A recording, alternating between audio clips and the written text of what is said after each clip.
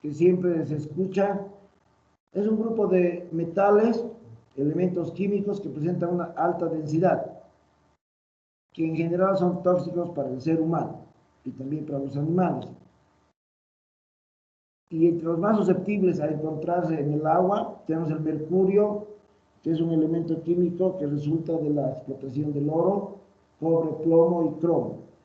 Estos elementos, llamados metales pesados, generan ciertos tipos de enfermedades. Por ejemplo, el plomo causa anemia, esclerosis, fatiga y cáncer de riñón. El mercurio, autismo, depresión y problemas del aparato respiratorio. Cadmio, cáncer de próstata, bronquitis, infertilidad y enfermedades vasculares. El cobre ocasionando un daño en el hígado, los riñones, anemia, irritaciones del intestino delgado e intestino grueso. Diferentes patologías. Y estos medicamentos, como estos metales pesados, tienen unos límites máximos, como hemos hablado, que igual se presentan en los alimentos, en el agua. Muy difícilmente vamos a llegar a cero, tendría que ser un agua tridestilada, como se utiliza en salud, pero también ahí vienen los costos y quizás puede ser un proceso más perjudicial que beneficioso para el ser humano, porque al eliminar estos compuestos seguramente se eliminan otros. Por ejemplo, el mercurio máximo es 1 microgramo por litro, el níquel 20 microgramos por litro, el cobre 2 miligramos, el plomo 25 microgramos y el cromo 25 microgramos por litro. Son los límites establecidos para el consumo en el agua para el consumo humano. Si el agua tiene mayor cantidad de estos metales pesados, ya no es apta para el consumo humano. Los peligros físicos, quizás son los que más encontramos en los alimentos. Objetos duros o afilados que pueden causar lesiones como fracturas de un diente, cortes en la boca, heridas en la garganta o intestinos y ahogo por obstrucción de las vías respiratorias. Hay muchos casos que alguna vez uno tiene conocimiento de gente que muere cuando está almorzando porque se ahoga o se obstruye algún alimento o hay algo extraño en lo que está consumiendo y ocasiona esta situación. ¿Qué pueden producir estos peligros físicos en los alimentos? Por materias primas contaminadas, equipos o instalaciones mal diseñadas o escasa mantenimiento, eso es importante. Si no hay mantenimiento, se ocasionan daños al equipo y herramientas, y eso incide en la inocuidad de los alimentos. Por procedimientos deficientes, es el punto más importante, prácticas inadecuadas del personal. No se olviden que una de las principales fuentes de contaminación es el ser humano que manipula los alimentos. No todos los procesos de alimentos son automáticos, en algunos interviene la mano del hombre y es ahí donde tenemos los mayores peligros. ¿Cuáles son los más comunes de estos peligros físicos? Vidrios, astillas de madera, metales, plásticos, piedras y también efectos personales. Por algún descuido, arete, aro, hasta un botón de la misma ropa que vestimos, cualquier de esos objetos puede estar en los alimentos. Y eso es por las prácticas inadecuadas del personal. Todo es una cadena y tiene un efecto dominó. ¿Cómo identificamos estos peligros? Debemos reunir información sobre las características de las materias primas o insumos. ¿Qué es lo que tenemos? ¿Qué es lo que entra dentro del proceso productivo para saber qué? Analizar los posibles contaminantes presentes en las materias primas, que es el paso inicial de nuestro proceso productivo. Saber cuáles son los tipos de envase y material de empaque que se utilizan. ¿Cuál es el método de almacenamiento y distribución y el uso previsto del producto? La identificación de peligros se realiza en cada paso operacional del diagrama de flujo del producto, en el que se está desarrollando el sistema HACCP. Hemos visto como pasos anteriores, el 3 y el 4, lo que es lo relacionado al proceso. El paso 3, pero el paso 4 es elaboración de un diagrama de flujo y el paso 5 es confirmación in situ del diagrama de flujo. Y como dice acá, se realiza en cada paso operacional del diagrama de flujo. Primero, elaboramos el diagrama de flujo y verificamos que realmente represente el proceso como tal. Y una vez que tengamos este diagrama de flujo ya aprobado, revisado, debemos hacer esa identificación de peligros en cada paso del diagrama de flujo, en cada proceso, también el transporte, porque no solamente en el proceso puede haber peligros de contaminación. Al identificar los peligros es importante tener presente que la identificación debe ser muy precisa. No podemos decir parece, puede o creo, o decir tenemos presencia de astillas de metales y no identificar qué tipo de metal. Como les he mostrado, los metales pesados, cada uno tiene diferentes efectos en la salud. Entonces debemos ser puntuales, exactos en qué estamos identificando. En este caso debemos especificar qué patógeno, hemos hablado de lo que son las bacterias patógenas, qué producto químico, pesticida, alérgeno, lubricante, detergente, o qué materia extraña, si es vidrio, madera, plástico, piedra, etcétera, etcétera. Todo lo que podamos encontrar debe ser claramente identificado.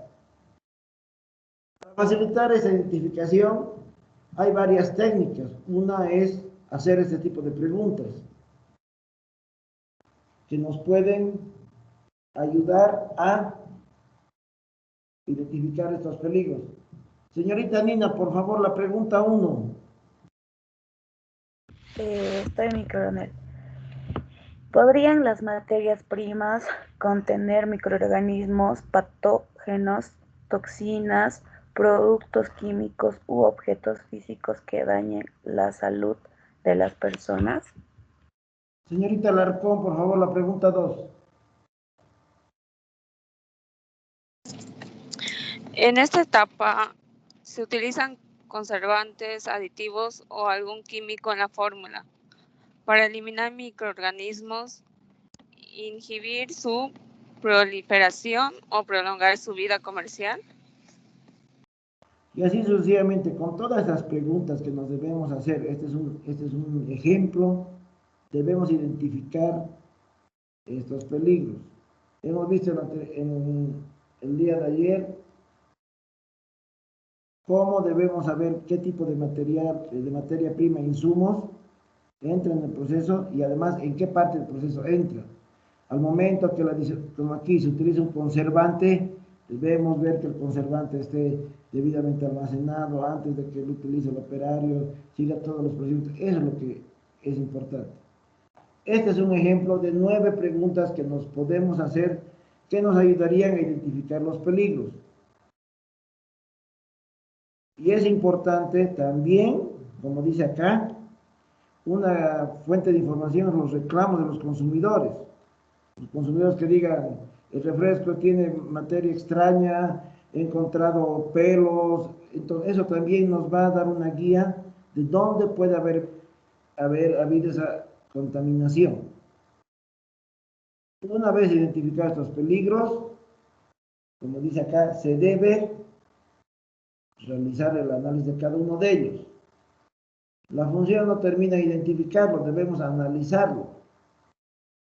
Y el análisis del peligro comprende o tiene como objetivo que el equipo pueda decidir cuáles de los peligros identificados o potenciales hacen importantes o significativos y deben ser obligadamente controlados. Esto se realiza estimando el riesgo del peligro identificado mediante un ponderado entre la severidad del daño que produce, impacto en la salud, y la probabilidad de su ocurrencia. Hay 2 factores. ¿Qué tan severo puede ser el daño y qué tan probable es que ocurra? ¿Con qué frecuencia? ¿Qué es un peligro significativo? Es un peligro de tal naturaleza que su eliminación o reducción a niveles aceptables es esencial para la producción de alimentos inocuos, debido a que su presencia puede ocasionar daño al consumidor. Como dice acá, debemos reducir o eliminar o reducir. Nuestro objetivo no es llegar a cero. Nuestro objetivo es de que estos peligros se encuentren dentro de los niveles aceptables o niveles que hagan que un alimento sea apto para el consumo humano. Y eso va a lograr que produzcamos alimentos inocuos. Seguramente va a haber alimentos que tienen, por decirle, como hemos visto aquí, como decía anteriormente, de acuerdo a los límites establecidos en el agua, cobre que tenga menos de 2 miligramos no es dañino para la salud. Si el cromo tiene menos de 50 microgramos, tampoco es dañino para la salud. Si sobrepasamos esos límites, el alimento ya es inocuo. Pero nuestro objetivo no es no es eliminar. Algunos sí podemos eliminar. Si fueran restos de vidrio, no podemos tener porcentaje de vidrio aceptable. Si fueran restos de madera, astillas, tampoco hay un porcentaje aceptable. En eso sí es muy difícil que tengamos porcentajes aceptables. Pero en lo que es químico, seguramente hay límites. En lo que es biológico, debemos llegar a cero. No podemos elaborar un producto, un pollo que tenga parásitos o virus o bacterias patógenas, que sean mínimas. Porque no se olviden, como hemos visto en las 5 claves para la inocuidad de los alimentos, aún en frío hay bacterias que se siguen regenerando. Y hasta en la manipulación, como recomendaban, cuando descongelamos un alimento, no lo hagamos a temperatura ambiente, porque es ahí donde estos elementos se generan. Hay una temperatura, si no me equivoco, que es entre 5 y 60, es donde estos virus, bacterias, patógenos, se generan, entonces debemos evitar. En algunos casos sí debemos eliminar, en otros reducir a niveles aceptables. ¿Qué se define como severidad?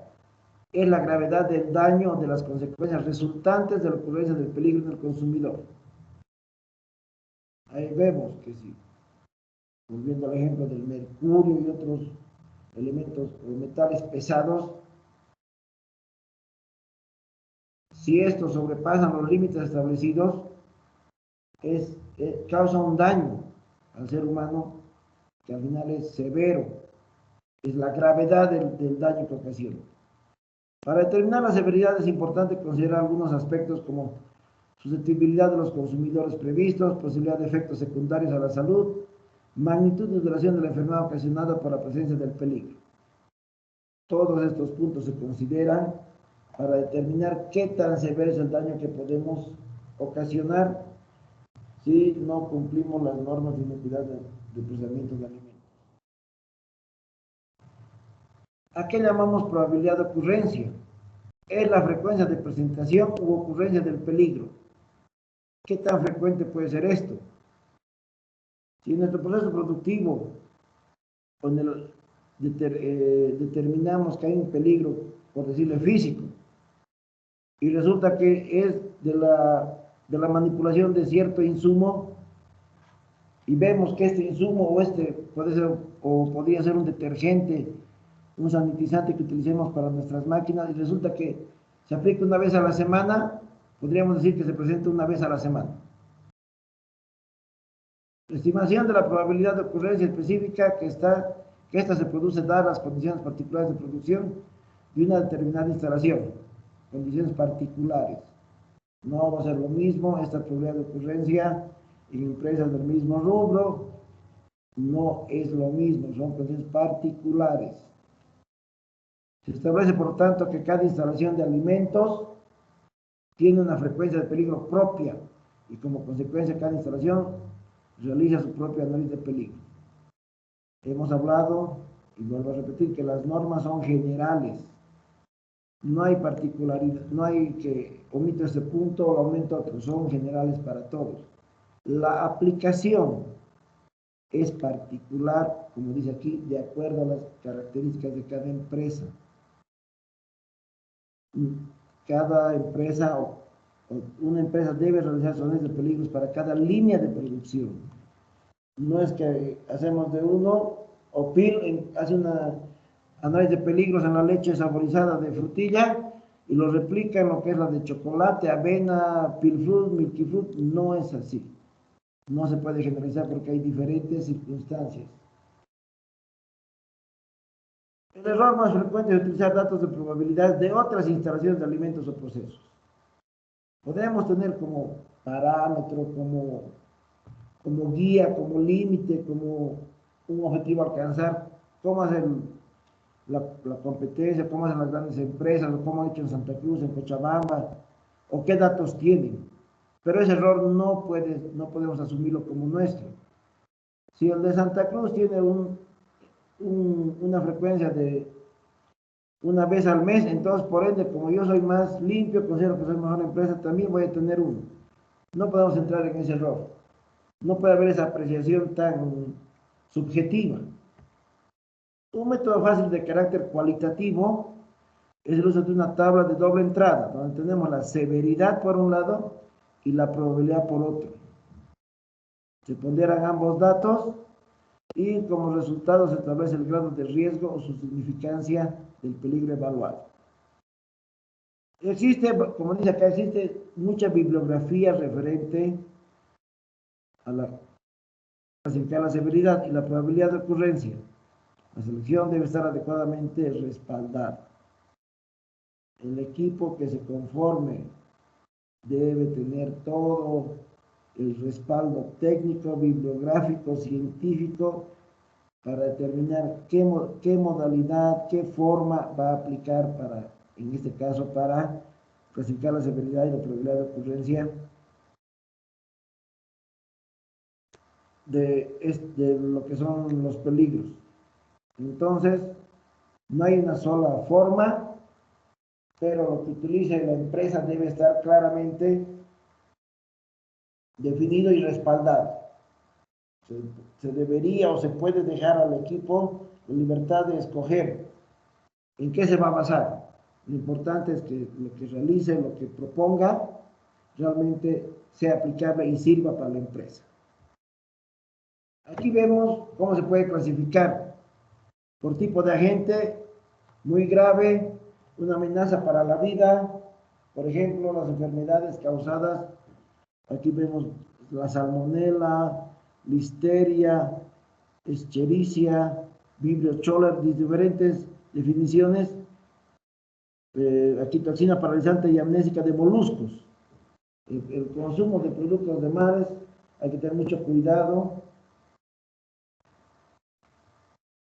porque es un alimento muy delicado. Las latas que están golpeadas recomiendan no consumir, justamente por lo que puede generar.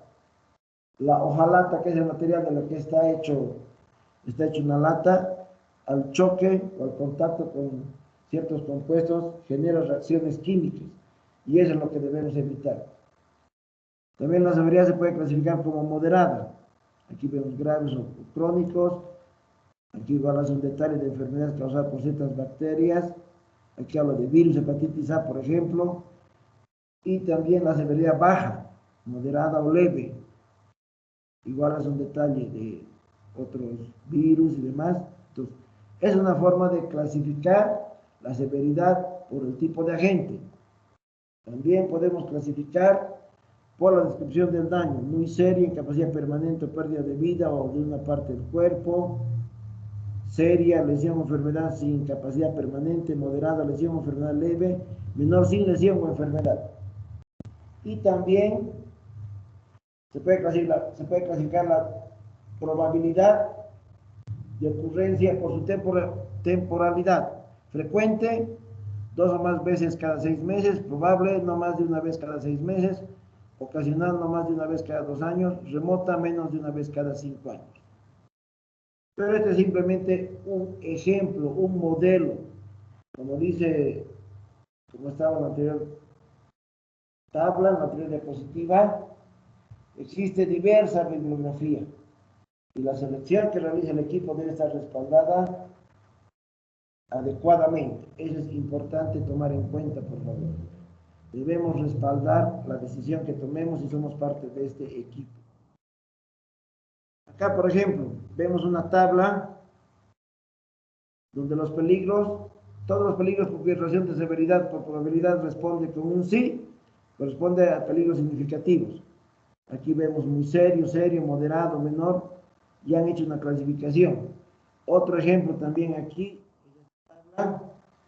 donde ya es numérico. Se asigna un valor bajo de 1 a 5, moderado 6 a 9, intermedio, ya está determinado y de acuerdo a lo que se pueda, al puntaje que se alcance entre severidad 5 y probabilidad 5, seguramente lo que debemos ya atender, revisar y estar viendo cómo vamos a solucionar. Esos son unos ejemplos de cómo podemos valorar tanto lo que se llama la probabilidad como la severidad. Vuelvo a repetir, hay muchas metodologías, mucha bibliografía, pero este es un ejemplo. El siguiente paso, principio HACCP, vemos que es un punto crítico de control, en la etapa en la que se debe aplicar un control y que es esencial para prevenir o eliminar un peligro significativo relacionado con la inocuidad de los alimentos o para reducirlo a un nivel aceptable. Vemos el mismo concepto de lo que es aceptable. O lo eliminamos, vidrio, madera, que sí debe ser cero, más que todo lo biológico, y los otros, los químicos, quizás hay que mantenerlo en niveles aceptables. Para la determinación de los puntos críticos de control, la metodología más utilizada es la aplicación de un árbol de decisiones. Es una secuencia de preguntas que se aplica a cada peligro significativo en una determinada etapa del proceso. Y se determina si las medidas de control en esta etapa deben ser consideradas un punto crítico de control o no. ¿Qué es un punto de control? Es cualquier etapa en un proceso donde pueden ser controlados los peligros biológicos, químicos o físicos. Hemos visto que también tenemos los peligros radiológicos. Más que todo eso debemos tener como conocimiento, pero vuelvo a repetir, en nuestro medio no tendríamos ese peligro porque no hay fuentes cercanas que generen el mismo. Normalmente ese peligro radiológico es por, como ha pasado en otras partes, por alguna explosión o algún otro accidente. Un momento, por favor. Poco. Bueno.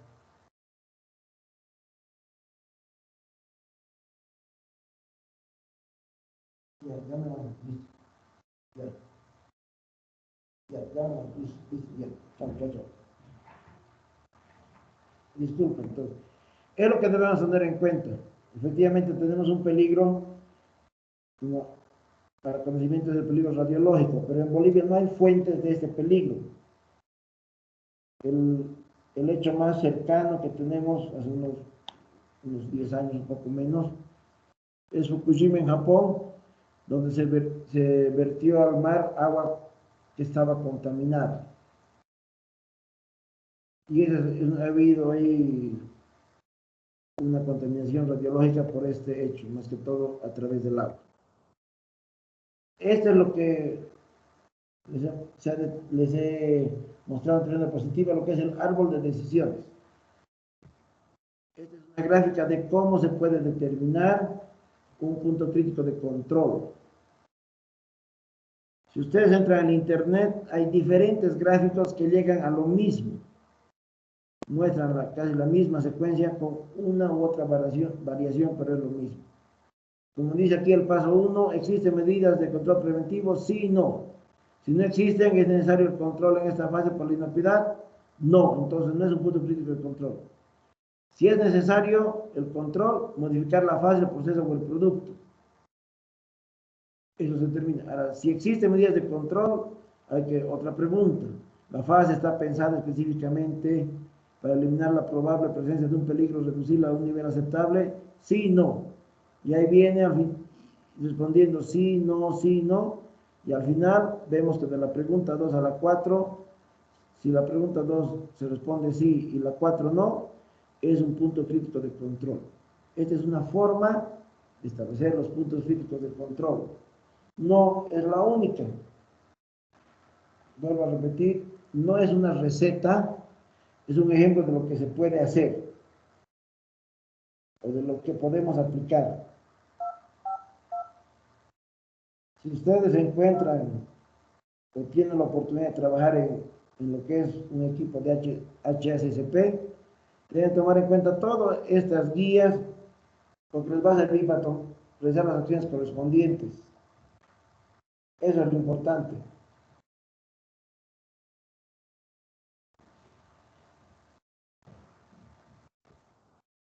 Aquí vemos el principio 8.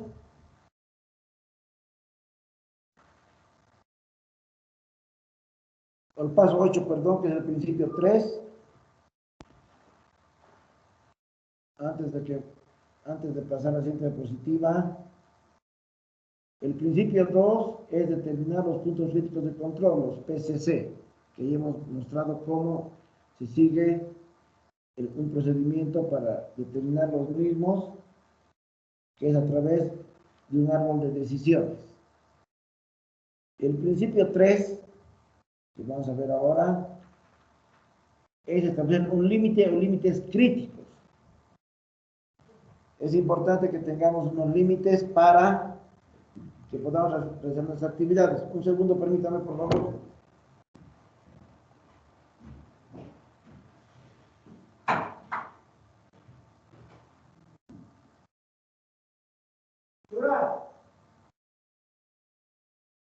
Dile a Alcaraz que tome parte nomás, por favor. Que venga a hacer parte, ¿ya?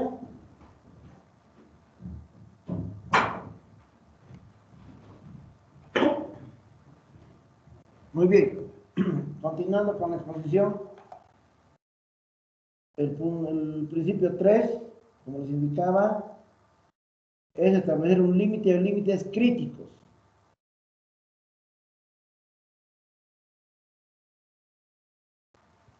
Ahora, ¿qué son los límites críticos?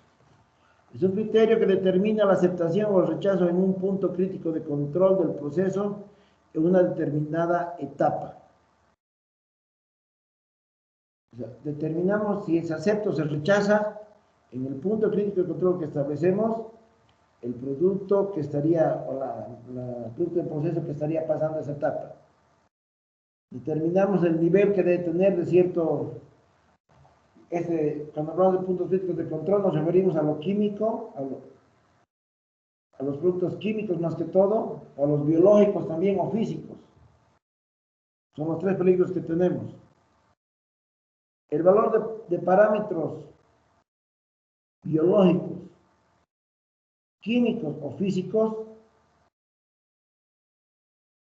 que se fije como patrón sobre el cual debe existir control en un punto crítico de control. Es otra forma de definir lo que son los límites o límites críticos. Se define como un valor de parámetros biológicos, químicos o físicos que se fije como patrón sobre el cual debe existir control en un punto crítico de control. Esto es para prevenir, eliminar o reducir la ocurrencia de un peligro para la inocuidad alimentaria a un nivel aceptable. No se olviden, no siempre vamos a poder llegar a cero, pero debemos llegar a un nivel aceptable que permita que nuestro alimento siga siendo inocuo. Los límites críticos tienen que ser cualitativa o cuantitativamente, siendo preferible este último. No podemos decir alto, bajo, medio, mucho, poco, eso es cualitativo. De preferencia esto debe ser, como indica, cuantitativo. Cuando establecemos un límite crítico, debemos tener presente, mejor dicho, la necesidad de satisfacer exigencias reglamentarias, puede ser en este caso del SENASAC, Ministerio de Salud, o también lo que nosotros mismos nos impongamos. Puede ser que el SENASAC establezca un límite de 5 para un cierto compuesto químico y resulta que como nosotros somos parte de una empresa como Coca-Cola debemos llegar a 3. Eso no está tan cerrado, pero mínimamente debemos cumplir lo que el medio nos exige. Las mediciones de temperatura, tiempo mínimo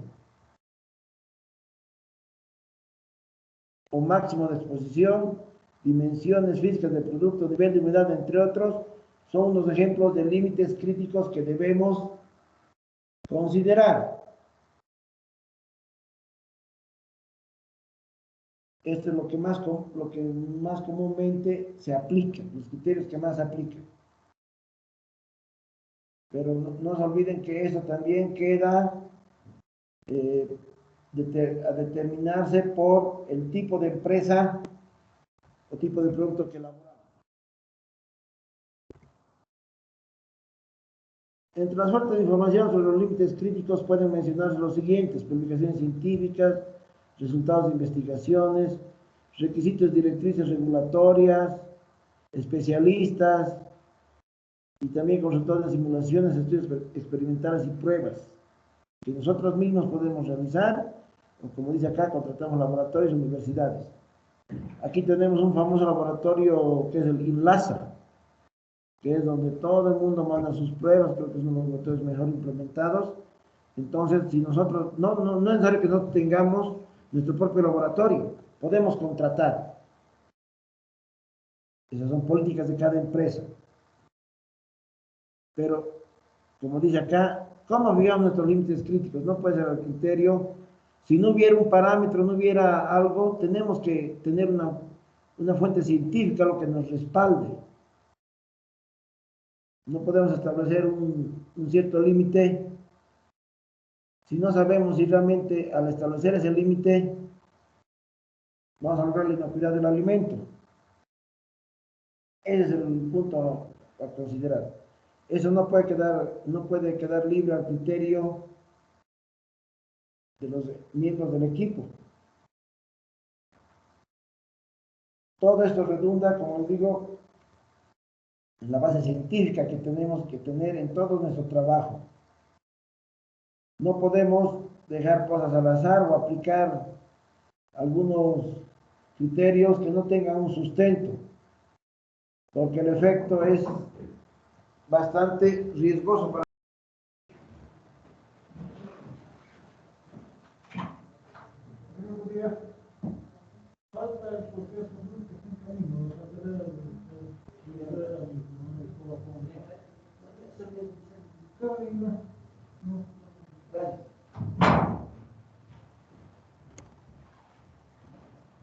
Entonces, es importante que todo lo que realicemos como equipo debe estar sustentado. Como digo, no puede ser efecto de una suposición o creer que es lo mejor. Y como se vio al principio, el equipo también puede contratar especialistas. Aquí también habla de especialistas, expertos en tratamientos térmicos, consultores y demás. También aquí es importante tomar en cuenta lo que son los fabricantes de equipos. Ellos también siguen ciertas normas para fabricar los mismos. Para el control de los puntos críticos de control, pueden establecerse uno o más límites críticos. Por ejemplo, podemos tener tiempo y temperatura, o grosor y temperatura en la cocción de un alimento, velocidad de flujo, distancia y temperatura en el pasteurizador como ejemplo. En el caso de límites críticos únicos, se puede mencionar el contenido de pesticidas de un vegetal, inhibidores en la leche, histamina en pescados, entre otros. Los límites críticos deben ser validados para el proceso específico de la instalación de alimentos. Es decir, se debe contar con las pruebas y respaldos que demuestren que la medida de control que estamos aplicando en el terreno y en el rango establecido sea capaz de controlar el peligro identificado. O sea, como les digo, no podemos establecer un límite simplemente porque consideremos que es lo mejor. debe estar respaldado y además debe lograr el objetivo que queremos, la inocuidad del alimento. Y al aplicar ese límite crítico, verificar que reducimos a límites aceptables el peligro. Eso es lo más importante. Ahora aquí vemos los límites operativos u operacionales. Hay una diferencia entre lo que es límite crítico y límite operativo u operacional. Los límites operativos son límites más estrictos que el límite crítico y tienen como objetivo impedir que la desviación sobrepase el límite crítico. Si no, como dice acá, no pasa el límite crítico. Ustedes creo que ya han llevado estadísticas, saben lo que es la variación. Aplicando de forma oportuna ajustes al proceso. Para aplicar un límite operativo es fundamental conocer la variabilidad de los parámetros del proceso. Aplicar estos límites cuando las condiciones del proceso se lo permiten. Evitar tener que tomar acciones correctivas frente a la transgresión de un principio crítico, que es el principio número 5 del sistema HACCP. Debido a la desviación que puede tener nuestro proceso, como vemos aquí en el ejemplo, almacenamiento máximo 5 grados en el producto es el límite crítico y el operativo es 4. Cuando establecemos el límite operativo, considerando la desviación, debemos ver que no sobrepasemos el límite crítico. Porque si se sobrepasa el límite crítico, todo nuestro proceso productivo no es adecuado para elaborar alimentos inocuos. Entonces nosotros debemos trabajar, o se debería trabajar, bajo lo que es el límite operativo, el cual, por la variabilidad de los parámetros del proceso, no sobrepasemos el límite crítico. Ese es el idea. Aquí se muestra, por ejemplo, el almacenamiento, la acidificación y el secado. Importante este punto, por favor. El límite operativo u operacional, que es menor que el límite crítico, pero es necesario establecerlo porque debido a la variabilidad de nuestro proceso podemos sobrepasar el límite crítico y no sirve de nada lo que estemos haciendo. Ya no cumplimos los requisitos para aplicar el sistema HACCP. A continuación tenemos el paso 9, que es el principio 4 del sistema HACCP, que es establecer un sistema de vigilancia del control de los puntos críticos. Una vez establecemos los puntos críticos, debemos vigilar, como dice aquí, sistema de vigilancia del control. No es establecer el punto crítico, listo, muy bien, aquí vamos a controlar tal peligro y por lo cual lo dejamos suelto. Hay que verificar y eso es una tarea diaria. Hay diferentes formas de hacer de establecer un sistema de vigilancia, diferentes parámetros, vuelvo a repetir. No es una receta, depende de la empresa, depende del producto, depende de qué es lo que queremos obtener. Porque hemos visto que al principio se habla del compromiso de la dirección y un punto es definir a dónde queremos llegar.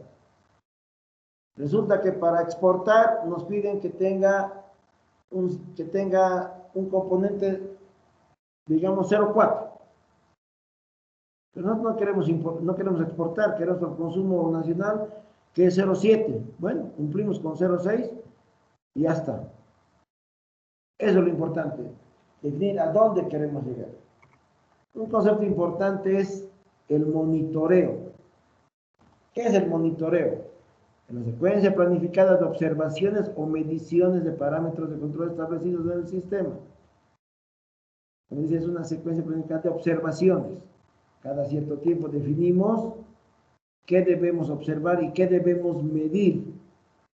Como dice acá, tiene por objetivo medir el grado de eficacia con que opera el PCC, determinar en qué momento existe una pérdida de control en el PCC y establecer registros que reflejen a través de la verificación Principio 6, el nivel de funcionamiento para cumplir los requisitos del plan HACCP.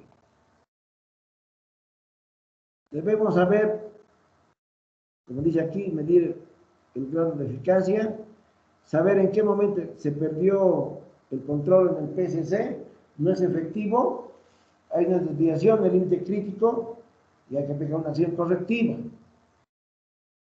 Eso nos va a permitir, como aquí tenemos esto que es preventivo, una vez establecido, nos va a permitir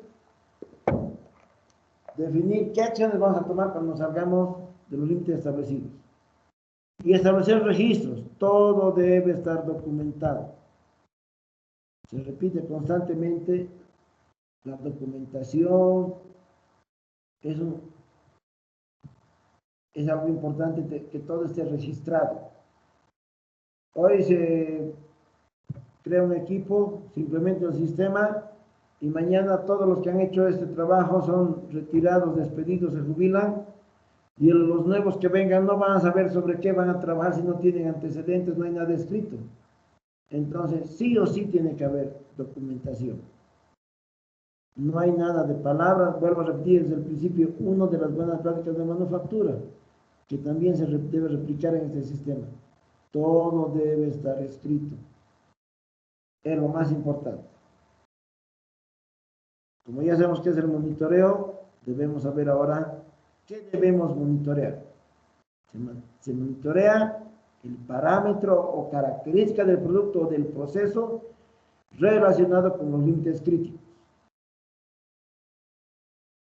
Si de pronto el agua no tiene un punto crítico, un límite crítico, perdón, o no es algo que contamine el producto, no lo vamos a medir.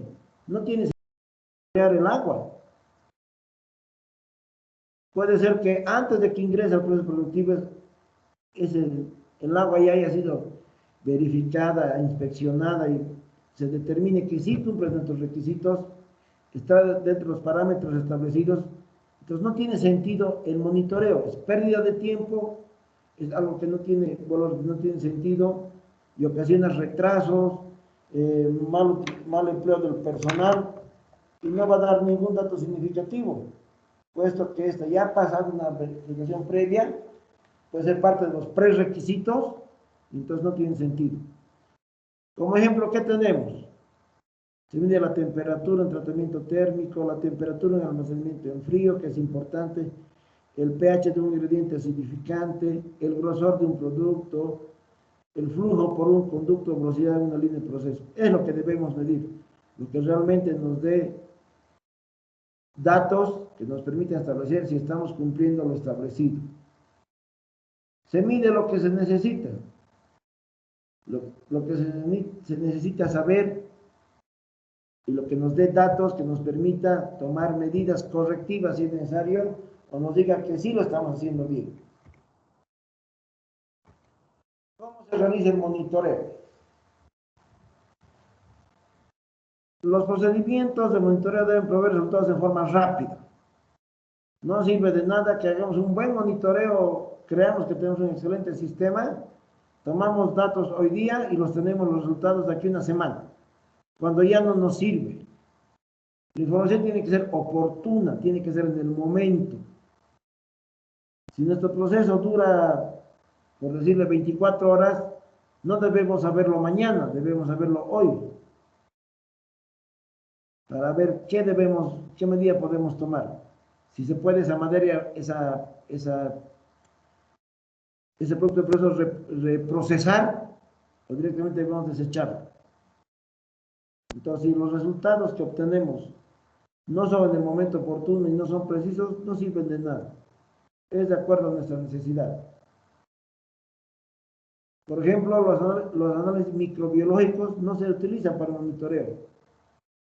Se utilizan las mediciones físicas y químicas. Hemos hablado de temperatura, pH, grosor, flujo. Es lo que debemos medir. Como dice aquí, monitoreo, actividad de agua, tiempo, temperatura, ya que a menudo están relacionados con el control microbiológico del proceso. Para que este monitoreo sea eficaz, es necesario que los equipos que utilicemos deben ser bien seleccionados y se encuentren calibrados. Es importante la calibración de un instrumento, de un equipo de medición. Y la calibración normalmente la hacen los institutos o las instituciones que están establecidas por ley. En Bolivia tenemos el Inmetro, entonces debemos acudir a esas instituciones para que nos calibren nuestros equipos de medición.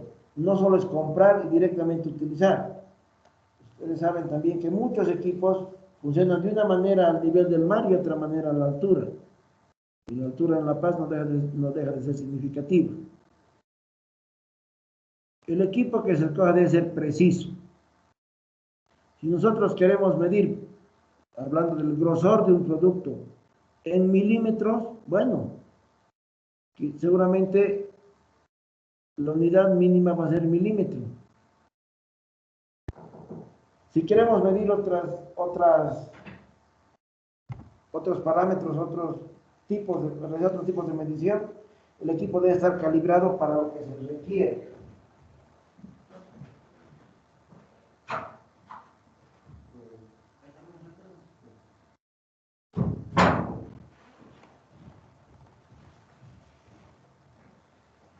Como se dice, debemos medir lo que necesitemos, no es medir al detalle, hasta lo mínimo, milímetros, cuando hablamos de longitud, por ahí solamente los centímetros son suficientes, entonces hasta ahí debemos medir.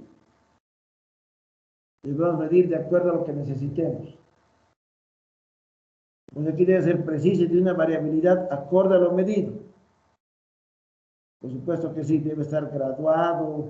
En el caso de termómetros, debe estar entre grado y grado. Y también debe tener sus diferentes divisiones. Si no tiene eso, no es de mucha ayuda, no es preciso como requerimos. Aquí debemos tener termómetros, relojes, balanzas, medidores de pH, medidores de la actividad del agua, AW y equipos para análisis químicos. Esos son ejemplos de lo que debemos tener a la mano referente a cómo se realiza el monitoreo. Ahora, ¿con qué frecuencia realizamos este monitoreo? La desviación del límite crítico se debe detectar lo antes posible. Es importante, vuelvo a repetir, los datos oportunos, de manera de poder aplicar acciones correctivas de manera oportuna y evitar la producción de alimentos no inocuos. Que sigue siendo nuestro objetivo, la inocuidad de los alimentos. Una vez detectamos lo antes posible este límite crítico, podemos aplicar las acciones correctivas. De no hacerlo así, nuestras acciones correctivas van a ser aplicadas un poco tarde con los perjuicios correspondientes, tanto económicos, más que todo económicos, y también prestigio de la empresa. Se puede realizar en forma continua, permanente o discontinua, forma periódica. Por ejemplo, como ejemplo de monitoreo permanente tenemos la medición del tiempo y la temperatura en un proceso de pasteurización. Por supuesto que no podemos dejar al azar de que, bueno, entre un lote, 1 hora y temperatura 80 grados, y el que viene el siguiente no controlamos y toma 1 hora y media y a 90 grados, eso no puede pasar. Eso sí requiere un monitoreo permanente, alguien que esté viendo, controlando el tiempo y la temperatura. La inspección de cada envase de producto con un detector de metales, para evitar que en nuestros envases haya restos de metal por el proceso que tenemos. La inspección debe ser permanente, no podemos saltar uno sí, uno no. La inspección 100% de la condición de los frascos de vidrio, haciéndolo pasar por un detector de fallas. Por supuesto que eso sí o sí debe estar realizado en un 100% y forma permanente. No podemos dejar, como les digo, en la mañana hacemos y en la tarde no. No es así. Esto requiere el monitoreo permanente. Cuando hablamos de este monitoreo, es importante determinar el tiempo que transcurra entre una y otra medición. No es medir cada 5 minutos. Si resulta que estamos en el mismo proceso de pasteurización que tarda 2 horas, o 1 hora, u 1 hora y media, por decir, y sabemos que tiene cierta temperatura, no hay que medir cada 5 minutos, habrá que establecer cada cuánto tiempo es importante obtener datos. No se trata de llenarnos de datos, porque el efecto de un control o la finalidad de un control no es obtener datos y datos y datos, es obtener los datos necesarios que nos permitan tomar las decisiones respectivas. En este caso, debemos tener los datos que nos permitan aplicar acciones correctivas en forma oportuna y evitar la producción de alimentos no inocuos. Todo esto responde a un trabajo metódico, no es establecer cada 3, cada 4, y como hemos visto anteriormente, cuando hablábamos de las fuentes de información, hablaba de los puntos, los límites críticos, publicaciones científicas, requisitos, directrices regulatorias, especialistas, como resultado de simulaciones, estudios experimentales y pruebas realizadas en la misma empresa o en otros laboratorios o universidades. Eso también nos sirve para determinar cada cuánto tiempo podemos o debemos hacer las mediciones correspondientes.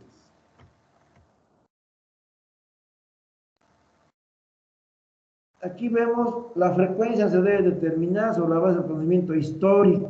Es importante, algo que hemos visto, el primer video, la primera clase, la trazabilidad, saber sobre nuestros productos, nuestras materias primas. Como dice aquí, tanto el producto como el proceso, cuando se determinan o detectan problemas. Tal vez sea necesario aumentar la frecuencia hasta que la causa del problema se corrija. Por supuesto, si tenemos cada 20 minutos y seguimos con muchas variaciones o sobrepasando los límites críticos, debemos quizás poner cada 10, y si no funciona cada 5, hasta que se pueda establecer un tiempo correcto. Algunas preguntas que nos ayudan a determinar la frecuencia correcta es: ¿cuánto varía normalmente el proceso?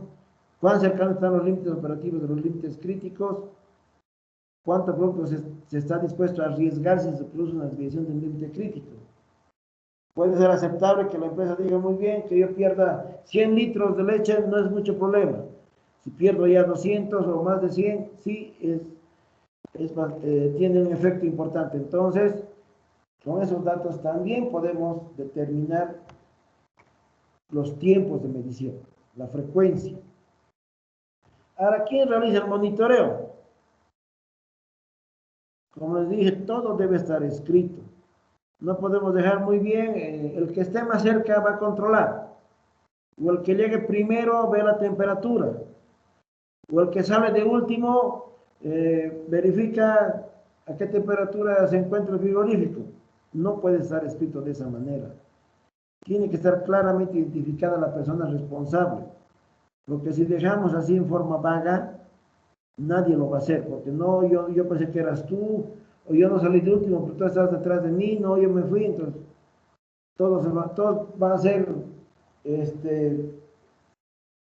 liberados de responsabilidad si no se determina quién es, y no va a haber éxito en este proceso. Todo debe estar claramente escrito.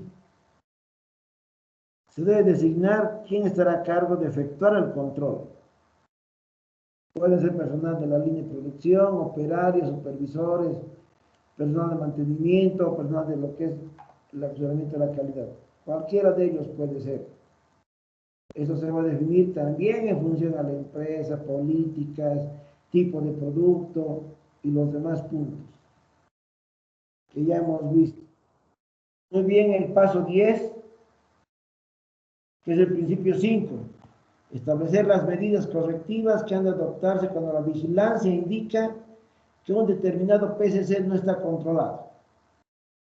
Hemos visto la vigilancia en el punto 4, el punto anterior, cuando se determina que hay que establecer medidas correctivas porque no está bajo control, un punto crítico de control, es importante tomar ciertas acciones. Primeramente, ¿qué es una acción correctiva? Es una acción que se debe adoptar cuando los resultados del monitoreo en los puntos críticos de control presentan una desviación de los criterios establecidos. Así de claro. En el punto crítico de control se establece que el contenido máximo de agua es 2% y resulta que estamos en 3%, no se está cumpliendo el límite establecido, por lo cual hay que tomar una acción correctiva. Ahí viene la acción correctiva.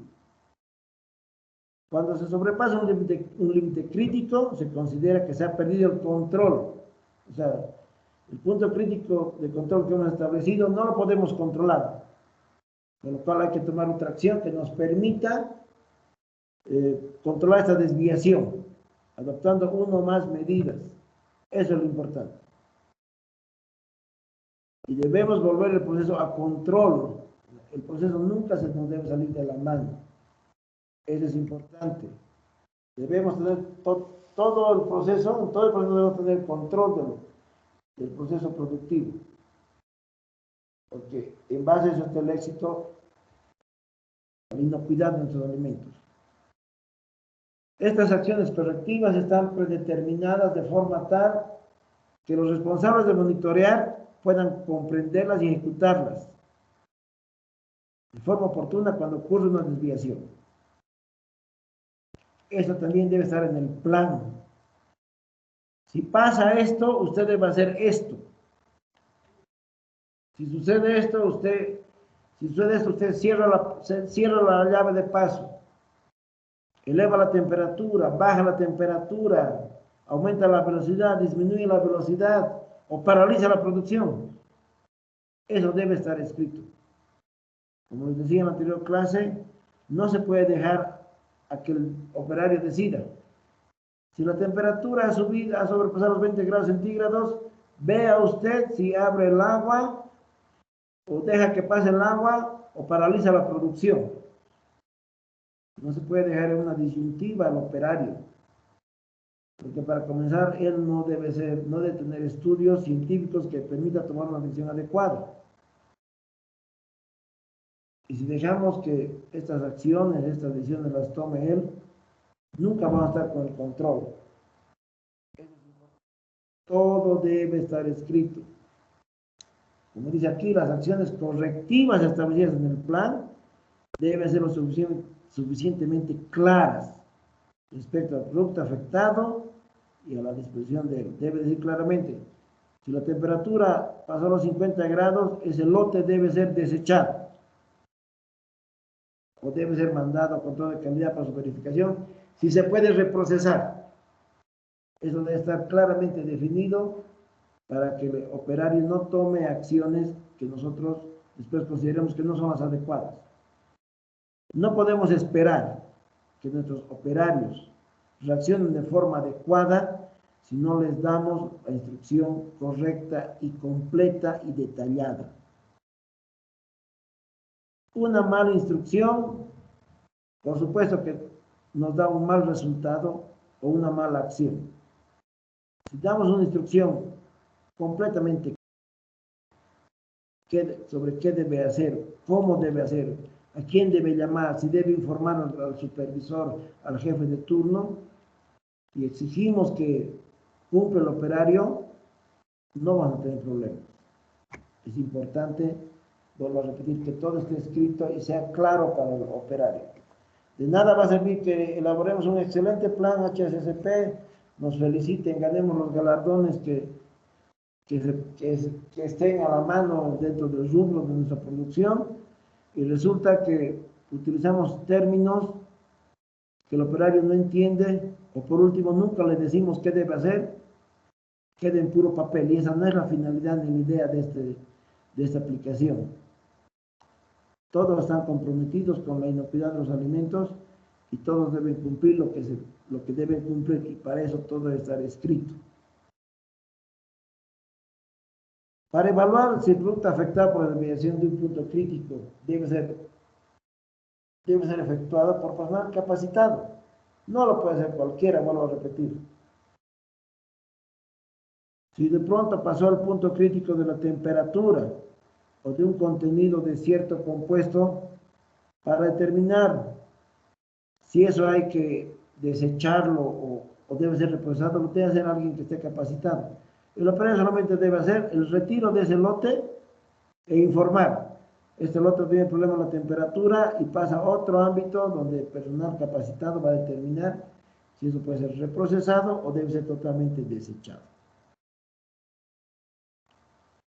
Este procedimiento de evaluación del proceso afectado debe ser adecuado para la detección del peligro no controlado.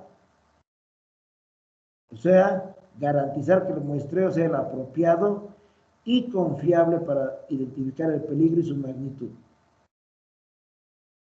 Si el detector de metales indica que ha pasado algún elemento extraño, el muestreo que hagamos nos debe permitir identificar este peligro y la magnitud del peligro.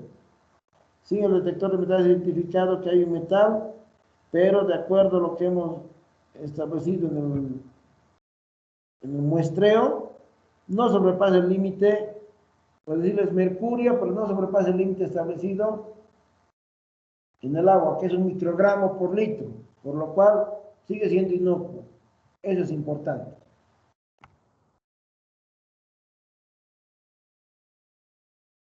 ¿Cuáles son los errores comunes? Para desarrollar las acciones correctivas debemos realizar las siguientes preguntas. ¿Por qué ocurre el desvío? ¿Qué medidas deben tomarse inmediatamente? Medidas preventivas para evitar la recurrencia. ¿Cómo evaluar la inocuidad? Si fueron identificados todos los frutos afectados. Si se puede reprocesar el producto. Si no se puede reutilizar, ¿qué método debería utilizarse para destruir o desechar el producto de forma inocua? Si nuestro alimento no es inocuo, tampoco es agarrar y botarlo al medio ambiente. Si es líquido, deberíamos tener en nuestra empresa unas piscinas para que esas aguas sean tratadas. Cuando las tengamos que verter a un río o un cauce de agua, no lo contamine. El programa de acciones correctivas incluye los siguientes elementos: investigación para determinar la causa, medidas eficaces, verificación de la eficacia y medidas sobre el producto afectado. Vuelvo a repetir, criterios para su disposición. Eso es importante. Volvemos aquí al tema de los registros. Todo debe estar escrito, debe haber una bitácora, como se llama, dentro de las maquinarias, debe haber un libro diariamente, qué hechos ha habido. Y aquí tenemos que tener algunos puntos importantes del producto, cuál es su código, la fecha, el motivo de la retención, la cantidad de producto, los resultados que hemos obtenido de esa cantidad analizada, naturaleza de los defectos, la firma del personal responsable, quién lo detectó, por qué paralizó la producción, por qué desechó ese lote, si se va a eliminar el producto retenido y quién autoriza esa eliminación. Todo eso debe estar considerado, son algunos puntos importantes. Y con respecto a la acción correctiva, es importante registrar la causa, la medida, qué seguimiento de evaluación se ha hecho, la fecha y la firma responsable. Todo esto nos va a permitir, como hemos visto en un punto, los datos históricos es importante tener para saber qué debemos hacer y qué no debemos hacer. Porque así como esto nos va a dar luces sobre lo bueno que estamos haciendo, también nos va a dar luces sobre lo malo que estamos haciendo. También nos va a dar luces de las medidas correctivas adecuadas que hemos tomado para corregir algo y también de las que no han tenido ningún efecto. Si el problema persiste, algo está fallando, la medida no es la más adecuada, el monitoreo no está en los plazos establecidos, no es efectivo, entonces eso nos va a permitir tomar decisiones, pero todo es con datos, no es al azar, no es a ver qué me parece, todo debe estar registrado. Ahora, ¿cuáles son los errores más comunes con estas acciones correctivas? No se sabe quién es responsable, no se señala que solo se debe avisar ante una desviación, no registra qué se ha hecho, no se verifica si ha sido efectiva esa acción correctiva, no se indica qué hacer con el producto afectado, como les digo ya, retira el producto, pero ¿qué lo hago? ¿Lo mantengo en almacén? ¿Lo dejan en los turrilos? ¿Lo dejan en los envases? Directamente lo vierto al piso? ¿Qué hago? No sabemos. Eso es un error común. Y tampoco otro error es que no se hace un buen análisis de la causa, que es el inicio, la raíz de estas desviaciones recurrentes. Si esto sucede cada 3 días, cada 4 días, algo está pasando. Entonces debemos ir hacia atrás, hasta determinar cuál es el inicio de este problema. Pasando al paso 11, que es el principio 6. Establecer procedimientos de comprobación para confirmar que el sistema de HACCP funciona eficazmente. Procedimientos de comprobación. Debemos primeramente validar este principio o este proceso. ¿Qué es la validación? Consiste en la recopilación de respaldo científico que permita demostrar que el sistema HACCP será efectivo para la elaboración de alimentos inocuos. Como les digo, nuestras decisiones como equipo, nuestras decisiones como dirección deben estar respaldadas científicamente. Esto nos va a permitir demostrar que es efectivo lo que estamos planteando, no que es algo que hayamos sacado al azar. Iván, por favor, lee el siguiente párrafo. Torres.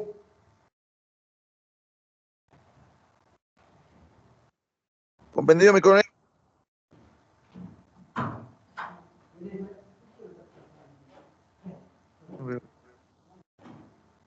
En otras palabras, la validación es el acto de evaluar el plan de HACCP para un producto y proceso determinado, identifica y controla debidamente todos los peligros significativos por la inocuidad de los alimentos, o lo reduce a un nivel. La validación debería incluir todas las medidas de control aplicadas en el plan HACCP. La norma técnica fortalece el trabajo en este paso, toda vez que falta de sustento científico de las definiciones o decisiones tomadas. Debilita la efectividad del sistema HACCP.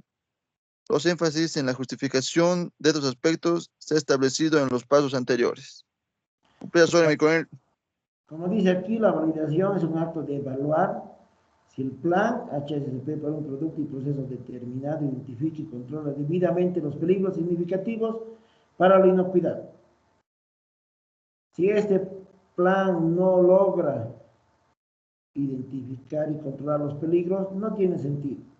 Como dice aquí, para eliminarlos o reducirlos debe aceptarlos, volvemos a los límites que podemos tener. Debe ser incluidas en esta validación las medidas de control aplicadas en el plan HACCP, perdón.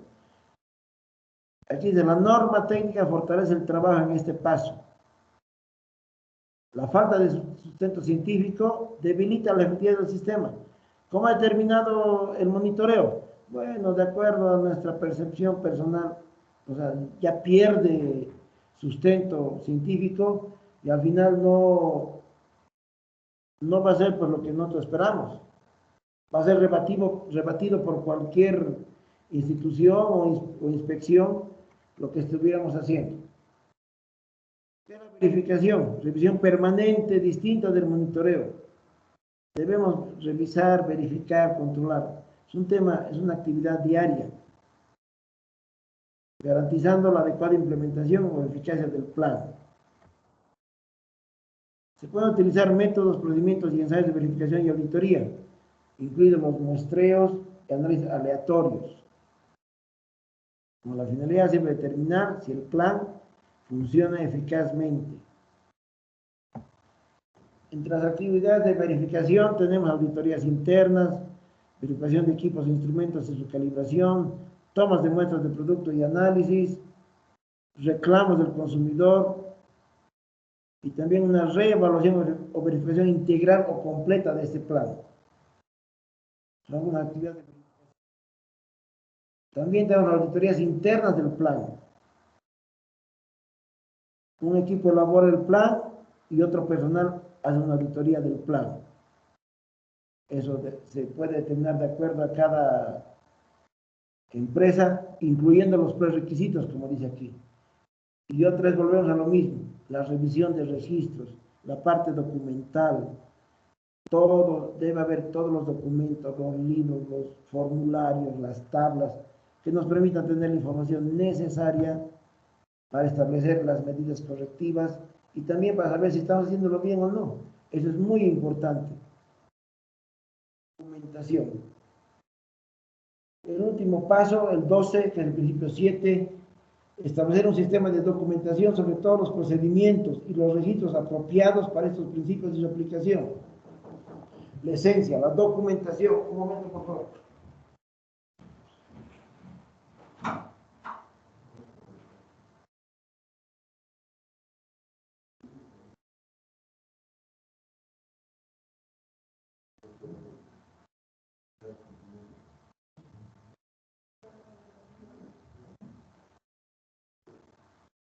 Buen día, señor.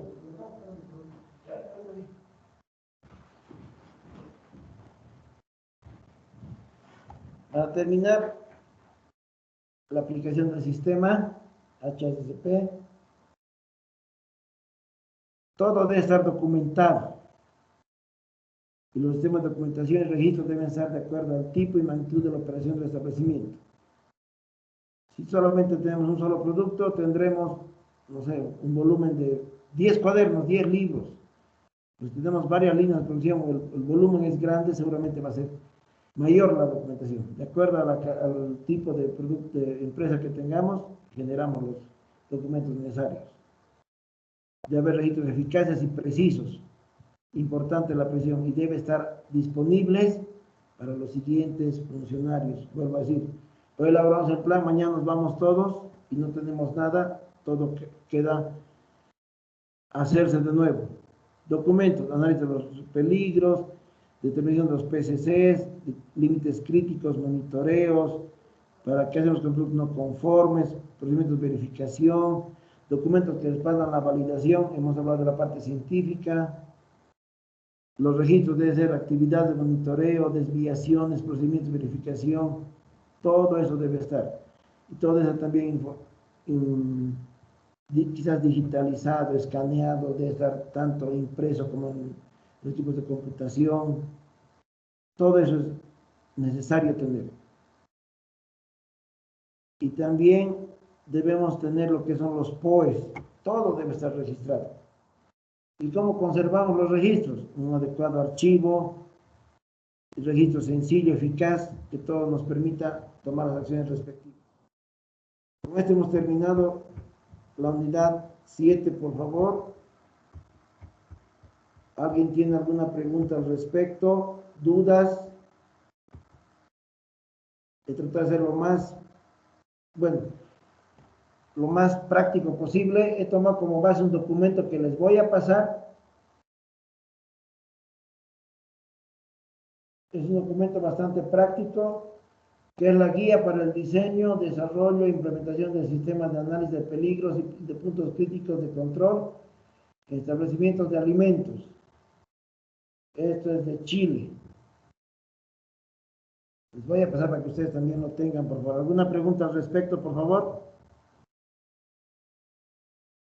¿Dudas, consultas? Estamos 29 en clases.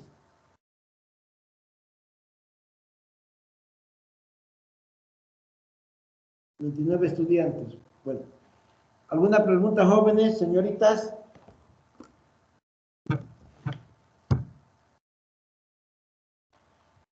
No hay ninguna consulta. No se olviden, tienen sus trabajos que presentar.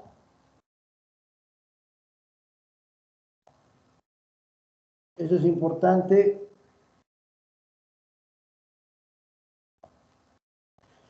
Iván, ¿no hay dudas? ¿Está todo claro?